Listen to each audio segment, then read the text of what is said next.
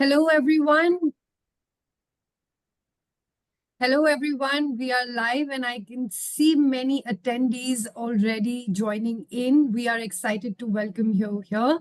I'm Chetna Kapoor from Seed Global Education. We are a UK headquartered company that facilitates connections between global universities and prospective students like yourselves.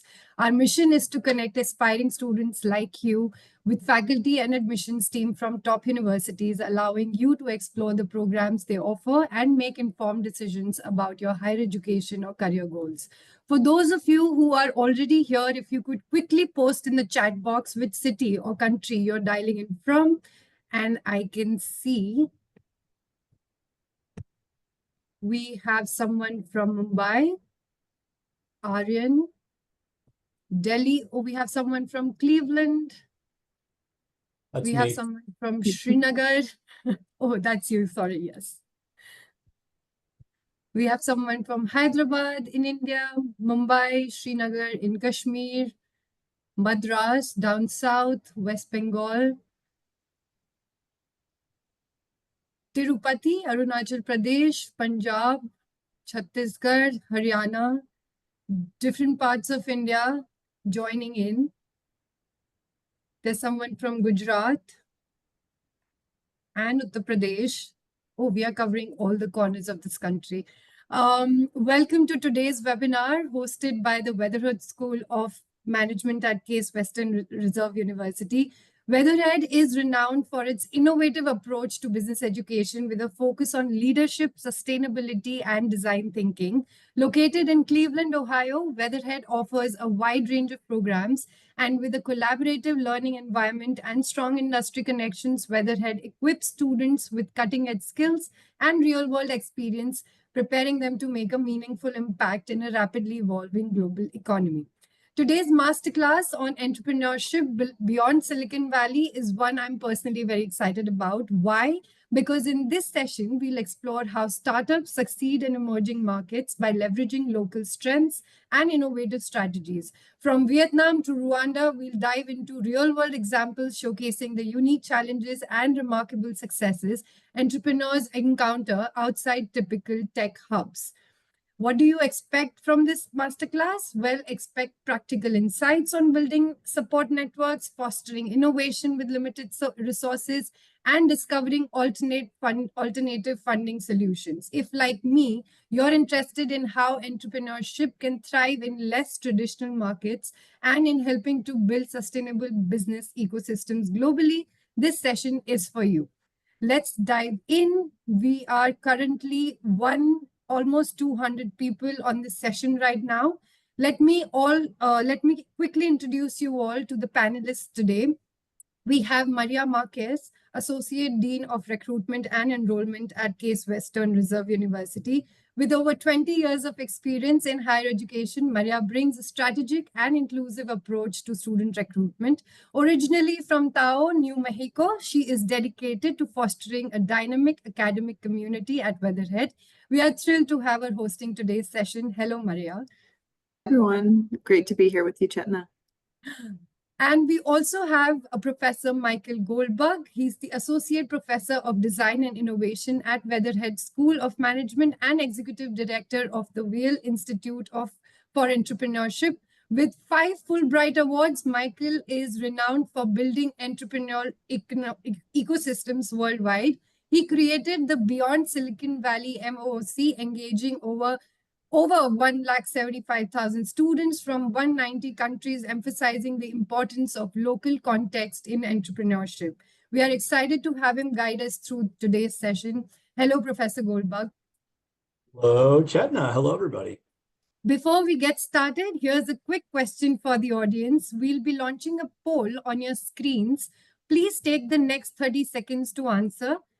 The question is, which resource do you believe is most crucial for the growth of budding entrepreneurs? Do you think it is access to mentors and advisors, financial support and funding opportunities, networking events and connections, specialized education and training, or do you think it is all of the above? Please take a few seconds to answer this.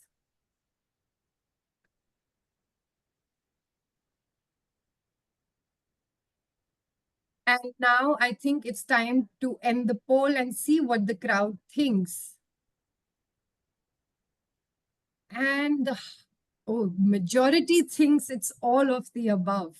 But yes, access to mentors and advisors is something that they strongly feel about. So let's get started with learning about entrepreneurship beyond Silicon Valley. Professor Goldberg, over to you. Thank you, Chetna. That was a good poll. I probably would have said all of the above, but if I didn't, I would have said the most popular choice around mentors. Because sometimes people think it's, funding, but we'll get into it today. Good way to start. All right, I'm going to share my screen.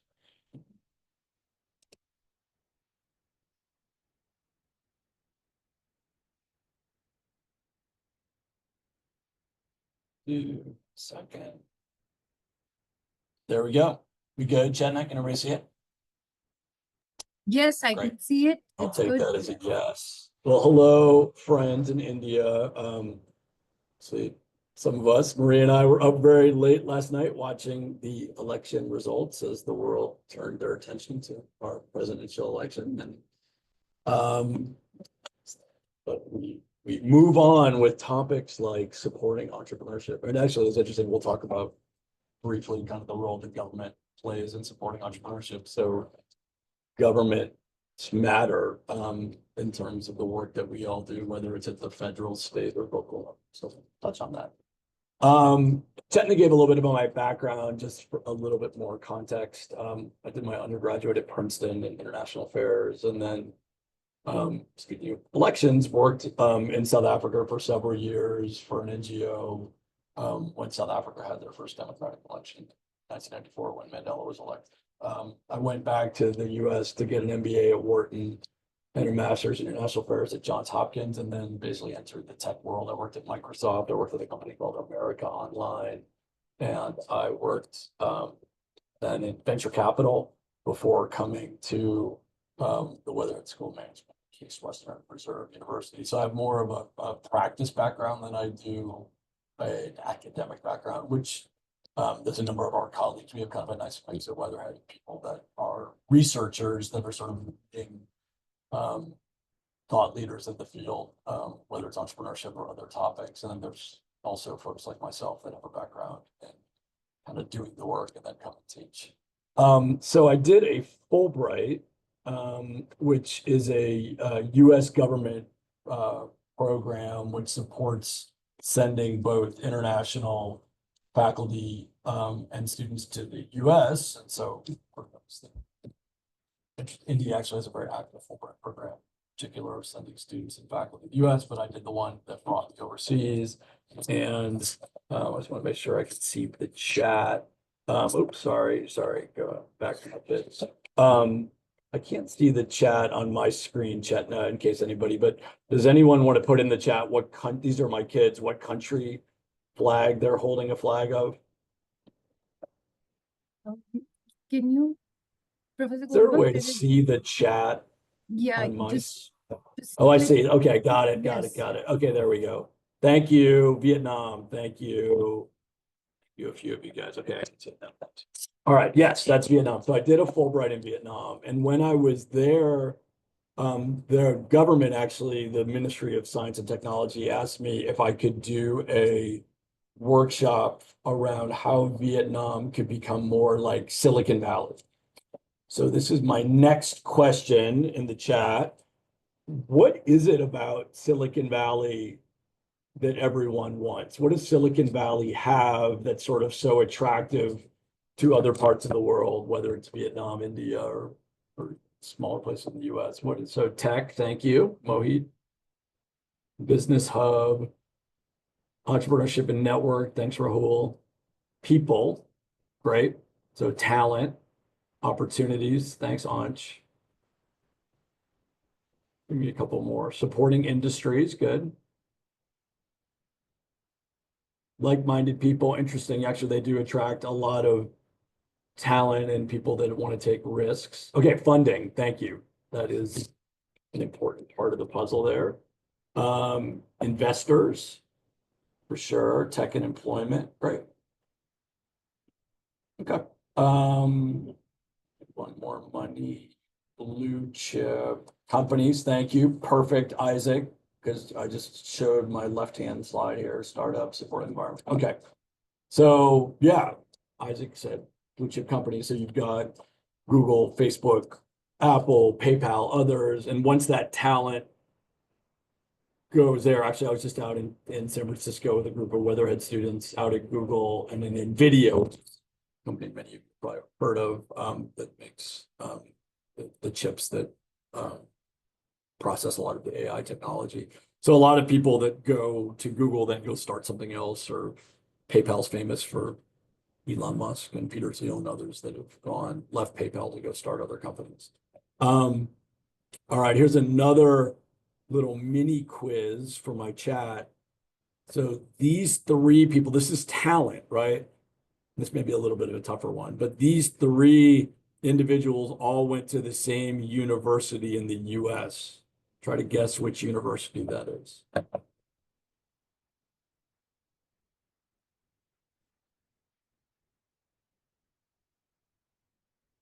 Yale, no. Yes. Stanford, no.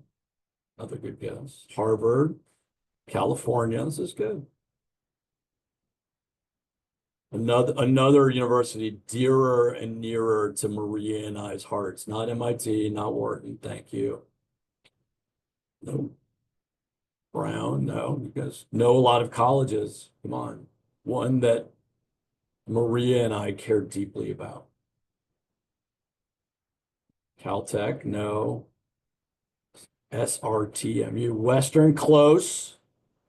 People are looking up Maria. They're like, what is the session here today? Princeton, my alma mater, no. No, not Oxford. Weatherhead, there we go. Thank you. Yes. There you go. You're like, what university are these guys from? Yeah, so these lovely people all went to Case Western Reserve University. And they all moved to California and they're all from Cleveland, which is the city that we're based in. And Cleveland, which we'll talk about in a second, is a Midwestern city in the northern part of Ohio. And these three people all went to Case, and they all grew up in Cleveland. And where did they all move to and live now?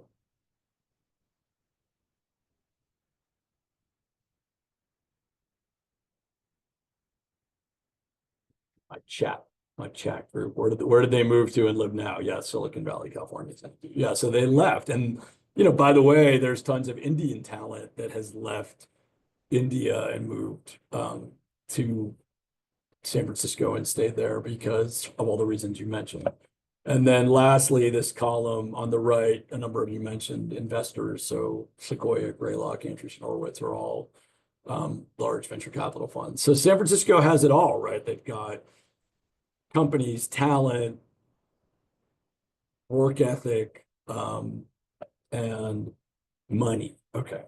There we go. Someone I'll do the same if I move for India. I like it. All right. So remember, back to Vietnam, I got asked to do this workshop about how Vietnam become more like Silicon Valley. And instead, I said, I think the more appropriate city for you to talk about is this city. What city is this? Let's see how good you guys are in the chat. What city is this? Seattle, no.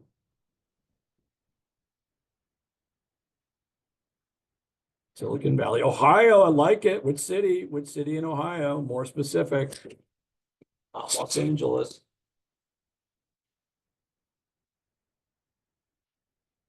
City in Ohio.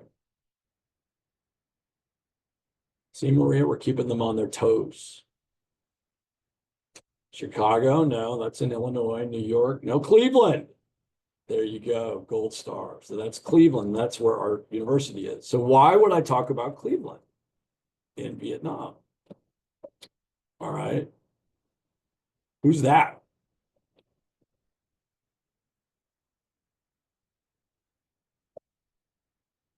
Yes, LBJ. That was a happy moment for us Clevelanders. So a lot of times, like when we're traveling, I don't know, Maria, if you found this summer when you were in India, people are like, we're in Cleveland. What do we know about Cleveland? People say LeBron. Yeah, It's not true. one of my jokes, or at least trying, I would say, who is the most famous athlete from Cleveland? And some people would say LeBron James, and I would say probably not as famous as Rohit Sharma. And a little chuckle there, hopefully. Wait, who's, I don't even know. I don't Rohit even know Sharma, that. he's a I think it's debatable, but it's lead cricketer Oh, out interesting. of Okay. Mumbai. Yeah. Good. That's a good one. So yeah, LeBron is from this area and then played for the Cavs. Though the Cavs, any NBA fans here on the put in the chat if you're an NBA fan what the Cavaliers' current record is. Let's see if there's any NBA fans. We'll check it later. They're off to a good start. Let's just say that. I went to the game on Monday. So people know LeBron. I'm gonna do a time check before I only talk about basketball and cricket. So why Cleveland, right? So 100 years ago, we were a very important hub of the US manufacturing economy. This is the most famous entrepreneur from Cleveland 100 years ago. Anybody want to guess who that is? It's not LeBron or Mike the Miz or Logan Paul. I'll let you chew on that one. You could jump into Chetna or Maria if you know who this is. You may not, Maria, have visited. His tombstone is in walking distance from where you live. Is it Rockefeller? John D. Rockefeller. Yeah, okay. Have you visited Lakeview Cemetery? I have, yes. Yeah, there's like I think one of the former presidents are Yeah, also James have their Garfield. ancestral burial. James Garfield. That's good. All the fun things you guys can do when you come to Case Western Reserve in Cleveland. Go to the cemetery where John Rockefeller is. All right. So then, and I want you to use the chat here. What happened to Cleveland's economy? So this is a closed factory. Where did the manufacturing jobs go? If we're closing our factory, this is making textiles. Who's making textiles in the world now if it's not being made in Cleveland? China, yes. Actually, this shirt that I'm wearing today, where was it made? Not China, and closer to home. Vietnam, closer to you. Thank you, India. Yes. Got it, the summer in India, but we'll get to that. So our factories closed, and Entrepreneur Magazine did a survey in 2001 of actually, I think this is our popular, hold on a second. My little slides of our, hold on a second. Oh, there we go. Okay. So in Silicon Valley, they had this very well-formed ecosystem really with private capital. And we had to, hold on one second. I missed all my fun other slides. Hold on a second. Okay, here we go. Our city declined. I usually make people guess. We were the 5th largest. Now we're the 47th largest. All right, here's another little quiz for your chat. In 2001, Entrepreneur Magazine ranked 61 cities in the US and how well we supported entrepreneurship. What number do you think Cleveland was ranked out of 61?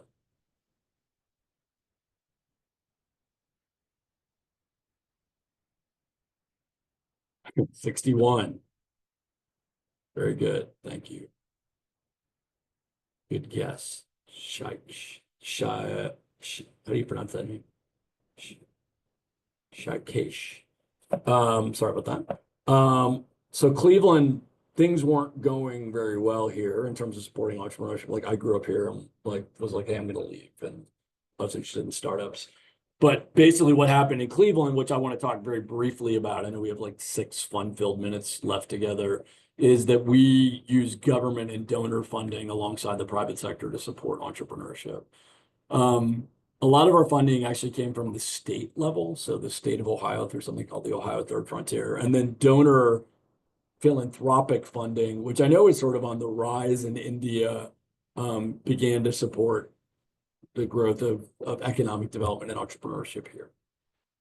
We started an NGO called Jumpstart. Actually, it was created at the Weatherhead School of Management here at Case Western Reserve University. And it actually has a fund that invests in companies as well as provides services. And interestingly, one of the companies in that portfolio sold for over $1 billion. What's it called when a company sells for over $1 billion in the chat? The name, unicorn. Thanks, Rahul. So yeah, we had our first big unicorn here, which was actually really important to the region because it's all well and good to start a lot of companies, but if funders and investors don't make money, that makes the ecosystem not work well. So at the university level, and Charu in the bottom right is from Pune and came to get her her PhD in biomedical engineering here. She commercialized some technology that she was working in the lab. I got to update our logo there. And started a company called Cardio Insight, which was sold to Medtronic for over $100 million. So I say it's cool to see whether students come from India or any part of the world and then work on a startup idea and get it sold. That's awesome. And we at the university invested in that company through something called the Case Technology Ventures Fund. So half of the money came from the university and half came from the government. Actually, at university, I'm like literally sitting at the top floor of a building called ThinkBox, which is the largest open access innovation and makerspace in the US. It's an old storage building. And actually, these guys sitting right behind me, there's one of the founders just walked by. You can't see with my blurred screen. They started a company while they're here that filters microplastics out of the washing machine, and they've raised a couple $1 million of funding. So should you come to a place like Case Western Reserve University and the Weatherhead School of Management and you're interested in starting companies, there's actually funding available for these things. Just very quickly, just because we don't have a ton of time, we have seed accelerators, and you may have heard of Y Combinator. Actually, I took a group of students there a couple of weeks ago. In places like Cleveland, we have started accelerators and they receive some support from donors and state government. Angel investors, high net worth individuals, like places like Cleveland, have to incentivize angel investing through tax credits and other ways. So we try to do that here. And then lastly, venture capital. So we just sort of get, in San Francisco, we talked about there's just a ton of returns oriented available private venture capital, but here we've had to use government money in other ways to kind of stimulate what we're doing. I ended up, remember, I was asked in Vietnam to do a thing about Silicon Valley. I was like, I'm going to teach you about Cleveland. So here's my session. This is actually about 10 years ago. I used Skype. Anybody, you guys are probably too young to remember Skype, sort of before we had Zoom. So that's me in Vietnam. There's me taking a nice picture afterwards. And then I came back to the US. Chetna mentioned MOOCs, MOOCs, so massive open online courses. And so we had just signed a partnership with Coursera, and one of the deans asked me to sort of take my seminar in Vietnam and then put it as a MOOC. And then I interviewed a lot of different people during the session. But my last 3 slides are just, so I've been doing a lot of work around the world. I did a thing at ITT Bombay this summer, which was nice. I did a workshop at the US Embassy in Mumbai. I saw somebody said they're from Gujarat. Are you from Ahmedabad? I am from Ahmedabad. From Ahmedabad. So my daughter was there for the summer at a Duke University program. So I went to Ahmedabad, from Surat. Okay. And then lastly, okay, that's in Ahmedabad. I did something. Is that your university? GLS University, Chetna? Yes, it's the Gujarat Law University. Yeah. Did you go there? Yes. Yeah, I know Whoa. it. Whoa. Anyway, I'm also going to put in the chat a link to you can download my book for free if you want to read more about it. And with that, I will stop sharing my screen and look forward. I know Maria's got some things she wants to share. I'm happy to answer any questions. Thank you, Professor Goldberg. Do you want to take up? There are some questions for you, Professor Goldberg. Do you want to take it right now, or do you want to take it? Sure. Let me look. How do I? Oh, that's in the Q&A. I will Okay. put it up for you so that it's Okay. easy for you. There Okay. is a question that says, with the Republican government now in place following Trump's recent win, how do you think his economic and innovation policies might impact the US startup ecosystem? Well, that is the question. As we woke up this morning, trying to figure out who was going to win. You know, I think frankly, when he was in, I mean, obviously he is an entrepreneur. JD Vance, the vice president, worked in venture capital, is from Ohio. I was supposed to moderate a panel with him and Steve Case a couple of years ago. I ended up not being able to do it. So I don't know him personally, but we know each other through kind of the same circle. So on one hand, there could be some interesting opportunities. Obviously, he's got a close relationship with Elon Musk, so it'll be interesting to see how that plays out. I think the Biden administration has done a lot for startups and entrepreneurs, particularly through the sort of American Rescue Plan. Some of it, I think, comes down to a philosophy around how they'll govern, and it sort of remains to be seen. I mean, we have a large budget deficit. So I don't think we 100% know. I mean, the stock market went up today on the news, but you know, I take a much longer view of things than kind of bumps in the equity markets. But we'll see. We'll see. I mean, it's any change in government, as probably the call knows, even to someone that we already had once before, can be disruptive and very disorienting until you sort of figure out what somebody's going to do when they get in office. So we'll see. All right. Yes, fair enough. There is one more question which says, how does Case Western Reserve University support early stage startups built by graduate students? Are there any incubators on campus? If you can help them know if there are any industrial partnerships that help promote entrepreneurial ideas. Sure. So yeah, I mean, I'm sitting in one. Maybe I'll so like out my window there's somebody working for one of the startups. I sit on our incubator floor, so we give space for students that are started companies. The floor right below us is more like traditional hotel offices. We have a lot of programming that we offer here. And then we actually have my friend who's sitting right here, my colleague, oversees a grant program. We call it Think, Do, Thrive grant. So this is non-dilutive, which is basically free money for students that have startup ideas. So there's a bunch of different things we do. I think we have a really nice, I run this Entrepreneurship Institute, which we've had for 5 years.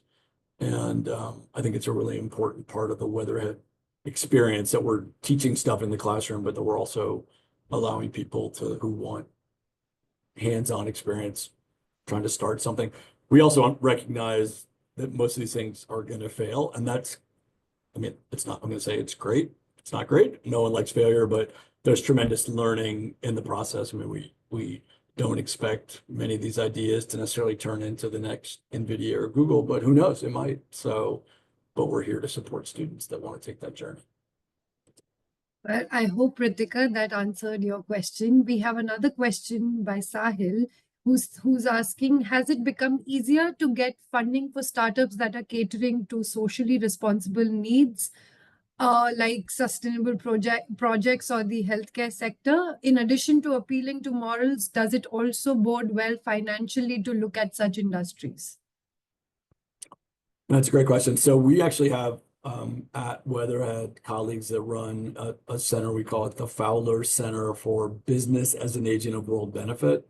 And they are particularly looking at solving social problems through business. And I mean, obviously, because I've worked in the NGO sector as well, I mean, you can solve, try to make an impact on the world through an NGO, but a growing number of people are trying to do this with for-profit companies. And the US actually has things like called B Corporation. There's different ways that you can structure these things that you get some tax benefits for being kind of a social focus. We have a pitch competition here, and we have a social impact track. The Fowler Center has a fellowship called Think Impact. So there's a bunch of different ways. Like, your question is a good one because there's a growing number of, I mean, I have kids myself that are in college, and like people are going to the university wanting to make a difference in their work, I think, in a very different way than perhaps when Maria and I were in college. Although I think both of us like to try to make an impact with our work. So yeah, I mean, we love working with students that are interested in impact, and you won't be, if you come here, you're not gonna be alone. There's a lot of people that come to campus with that interest. All right. Thank you, Professor Goldberg. That was really insightful and interactive. So much to learn, really. I will now go to Maria, but before Maria tells us more about the Weatherhead School of Management and its program offerings, let's run our second poll question to understand which program are you all interested in. I will flash the question right on your screens right now. Which of the following postgraduate programs are you interested in? Is it the MBA in healthcare, product management? Is it Master of Accountancy, Master of Business Analytics and Intelligence, Master of Engineering and Management? Or are you interested in finance or supply chain management? Please take a few seconds to let us know what program are you interested in. And I will now close the poll and see the results. Oh, wow. Full-time MBA. We have 46% people are interested in the MBA program. And there is one more program that people are interested in, and that is Master of Business Analytics and Intelligence. I think that is the most upcoming field for everyone. So, Maria, over to you. And yes.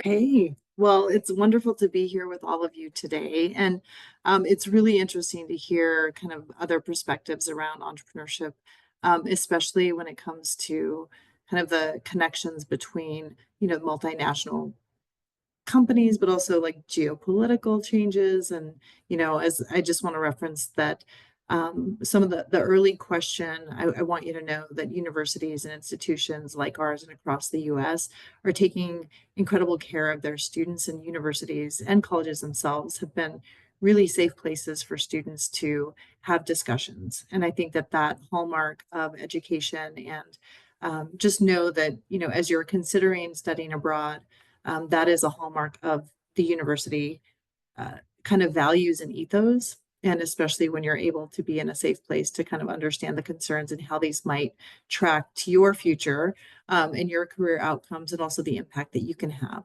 So I'm so happy to be here. I was excited to see my colleague share a little bit more about Cleveland. So I'll work through these. Let me go a little bit more in depth for you to talk more about who we are as Weatherhead in and of itself. So, we stand for both the applied sciences in human intelligence and emotional intelligence through some of our record-breaking research on leadership and leadership competencies. So on one hand, our organizational development program was one of the first in the countries and is called, quote unquote, the mothership. And if you look at the picture behind the words here, you will understand why.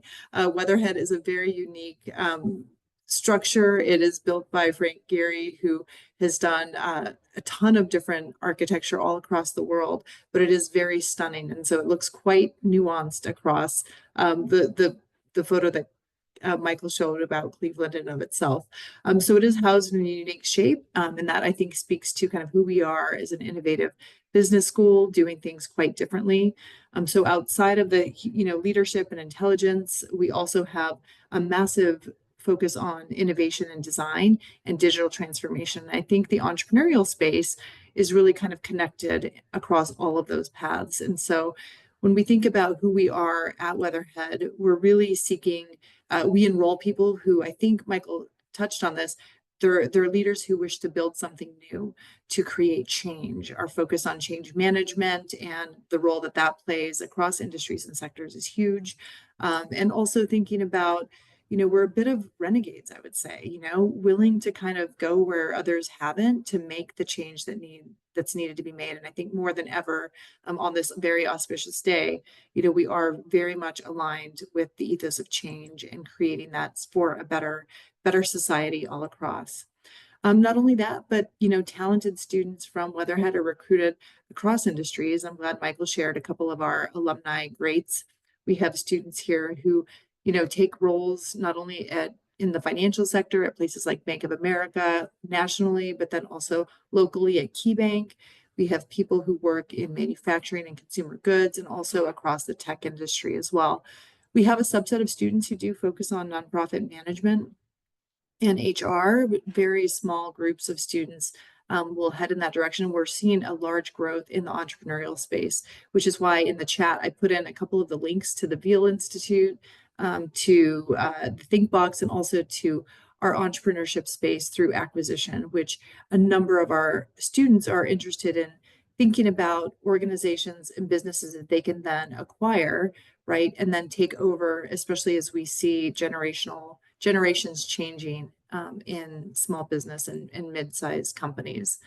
So the other piece of that is, we are very much about an interconnected community. And so we think that education and the School of Management is at the forefront of making those connections, not only through, K through 12 education, but also across industries all throughout the Northeast Ohio region, but even more broadly across the US and of course, globally as well. So we have wonderful partnerships that are being built in India and in different countries in the world, not only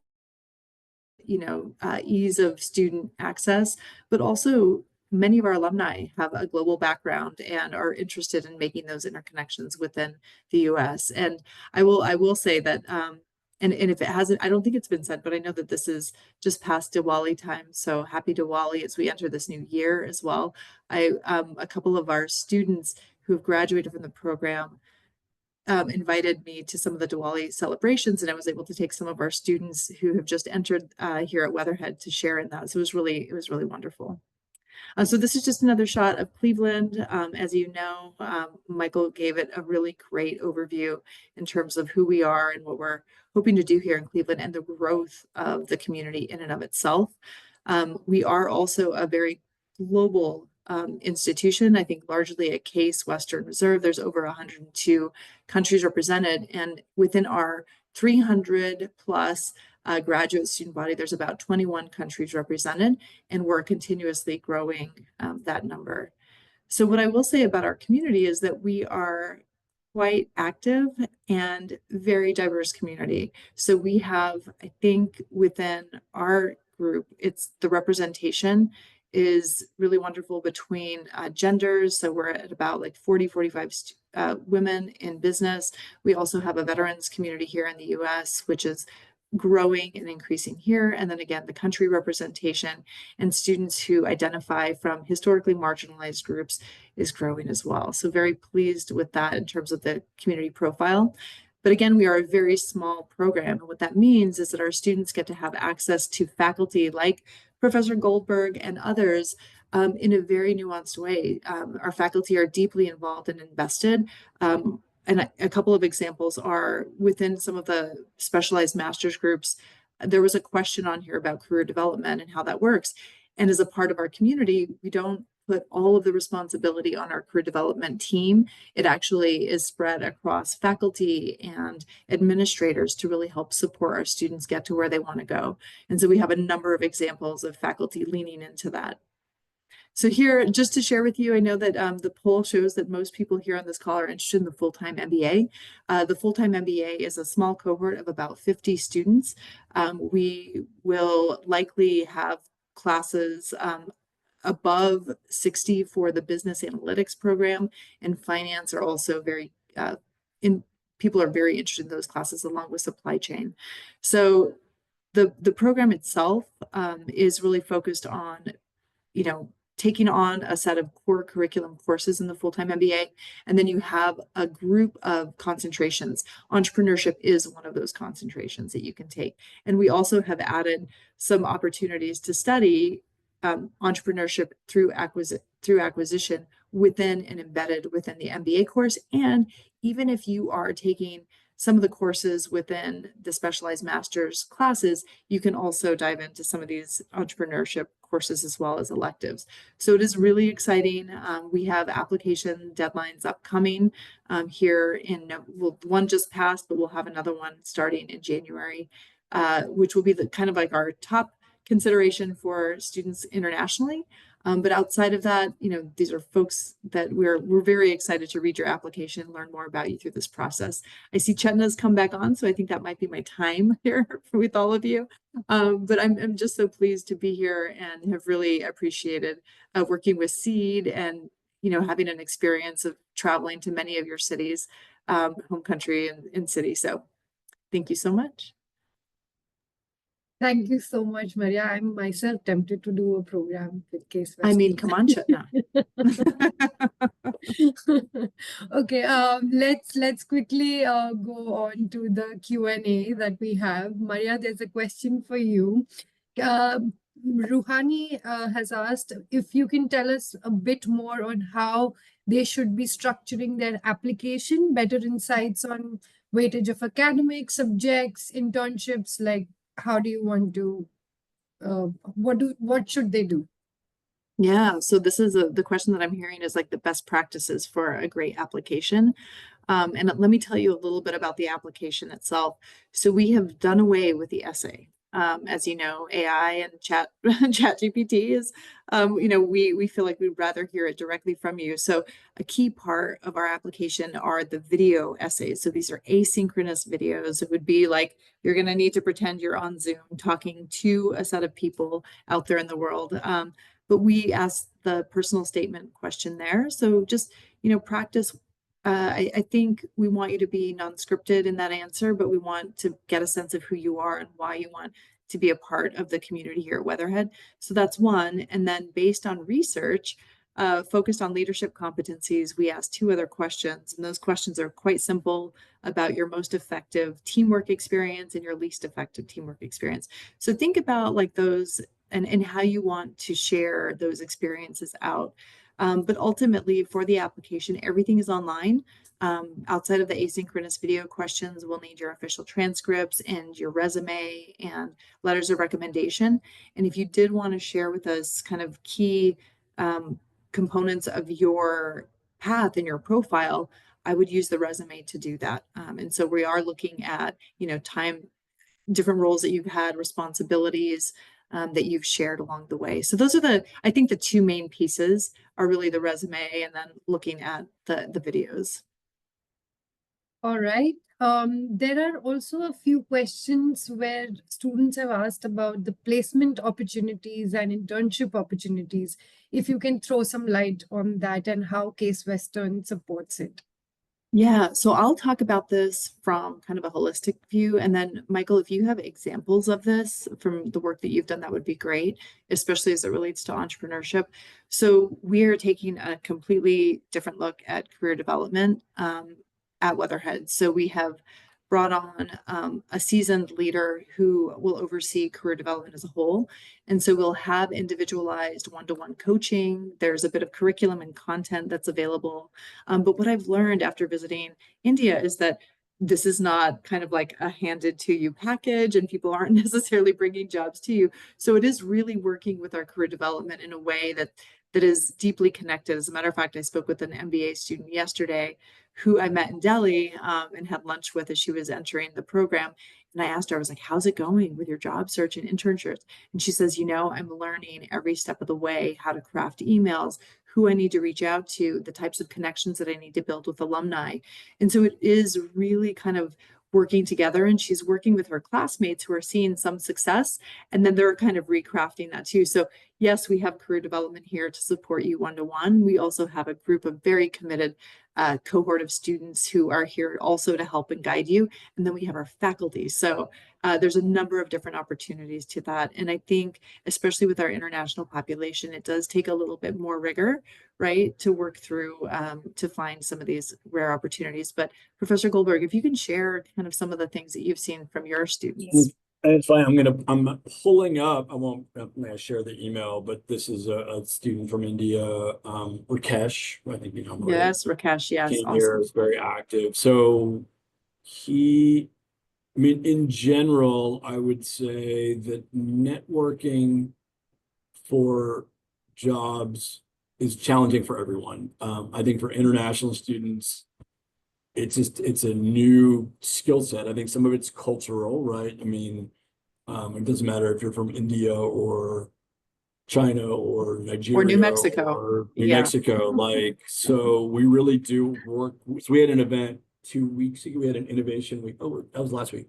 October 31st. She just sent me a note. So Rakesh came. So he's a student. He's from Pune, right? Maria, I think. Yeah. And I've been sort of encouraging him to network. So we had an event where you meet. We had 36 mentors and about 50 students, and we had 4 15-minute sessions, and they were pitching something that they're working on. And he just sent me like a very nice note, which is another good strategy for all you student types, like be proactive with your faculty or other people. But he talked about, he's like, I want to express my appreciation for the speed mentoring session. It was experience being matched. He mentioned all the people. They shared insights that helped me revisit and fine-tune my entrepreneurial priorities. He wrote me a very detailed list of what he learned from each session. So, here's a student that's like an international student, very eager to engage, has some startup ideas, and is like taking full advantage. So,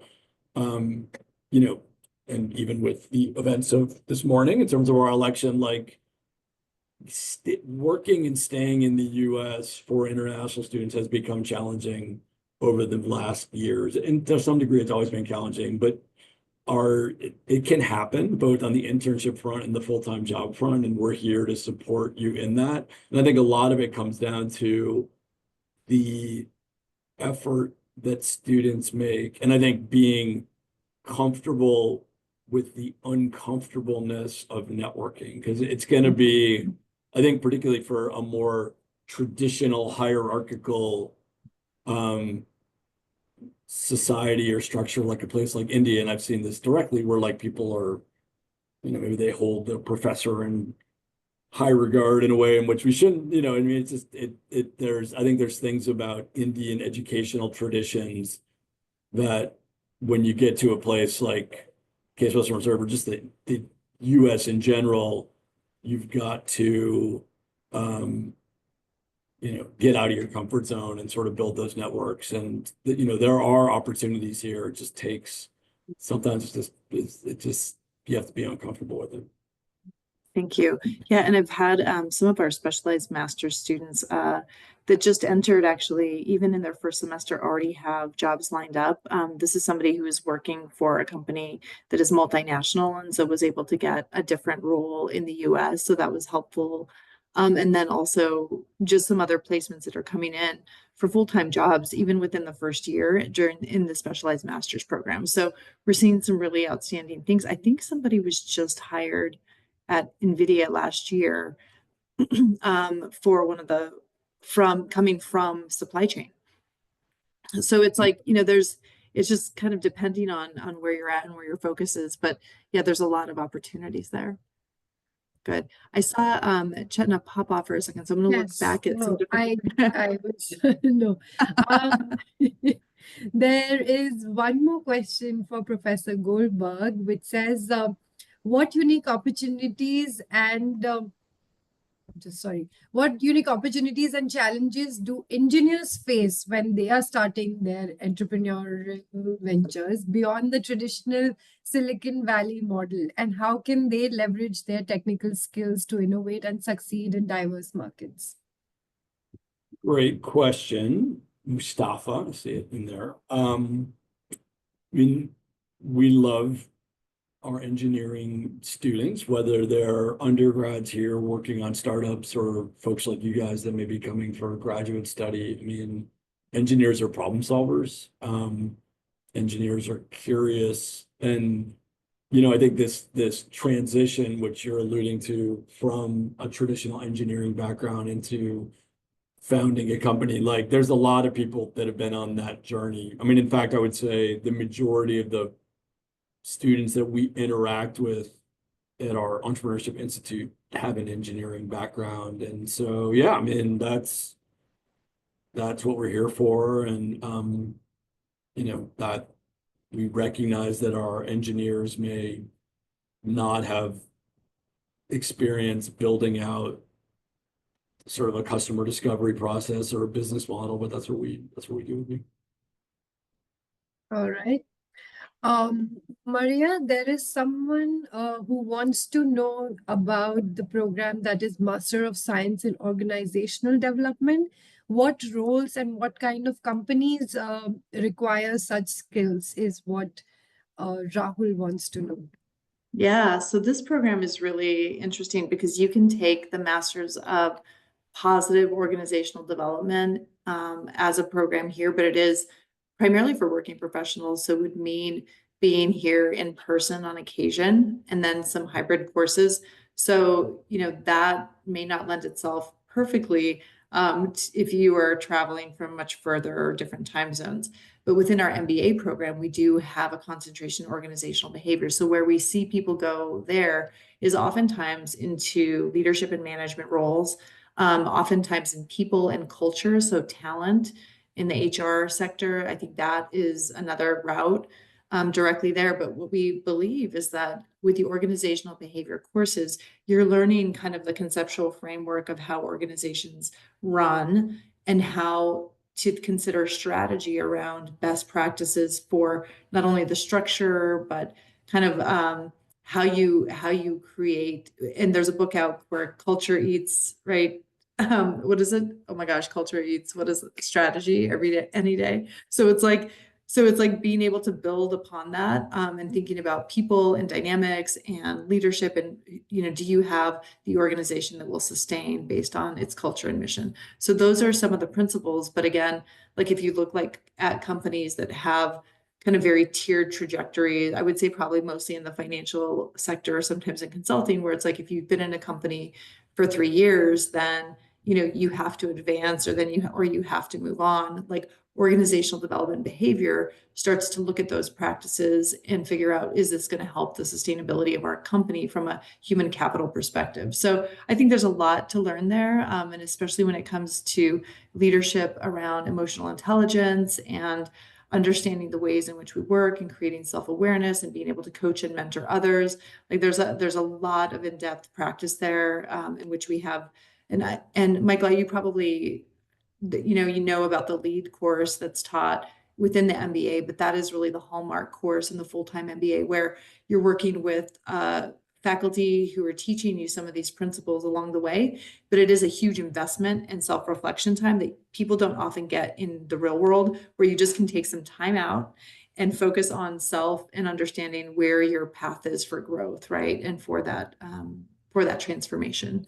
Do you have any other, have you participated in that or have been involved in some of the OD work within the MBA? Maria's right. I mean, our leadership around organizational development, organizational behavior is it's kind of world renowned. And so every graduate student has this course, it's actually right up front. It helps you kind of working on teams. And then like Ellen Van Oosten, who teaches the lead class, like as an example, we teach a course, an International Institute course where we take students overseas and try to look at how some of those leadership and principles are applied in international markets. And obviously international students like you guys coming to the US have some very important perspectives for your American counterparts about how folks do business overseas. And I think actually building those bonds between the students, I mean, sometimes it's stuff we do in the classroom, but a lot of times it's just like students informally over, sharing food or a glass of wine, build these things together. So it's cool. I think you'd find it in the classroom and then outside the classroom as well. Yeah, agreed. But thank you so much, both of you. Maria, there's one last question for you that I'd like to bring. Can you just throw some light on the GMAT requirements or any other requirements that one would require for their application? Yeah, no problem. So GMAT requirements for the full-time MBA it's required, but you can also ask for a waiver. I think top scholarships are often awarded to people who also have a GMAT or GRE. So consider that as in terms of the merit-based scholarship. But for our specialized master's programs, we are test optional. So all we require is that you have some quantitative skills. And for the business analytics program, which I saw that was like ranked number 2, there is a prerequisite of like linear algebra and calculus. That program operates more like a little bit like data science. So it's interesting that it's not housed in the engineering component, but there is a huge data science component to it, as well as kind of like the business analytics that you would need to work, across sectors. And one last question for you, Professor Goldberg. What do you think, and I'm circling back to the crux of this masterclass, what do you think is the first thing anyone just starting out as an entrepreneur should do? I think a lot of it is asking questions. I think entrepreneurs have to listen to the customers in the market. I mean, we do a lot. I mean, we call it customer discovery. I mean, it's really like asking questions of others, because I think almost without question, when like we meet with students and they have an initial idea, like it's going to change over time as you get impact and feedback from customers. So I think that ultimately it's good practice in anything you do, whether you're an entrepreneur or anything in life, but it's asking a lot of good questions to challenge your underlying assumptions.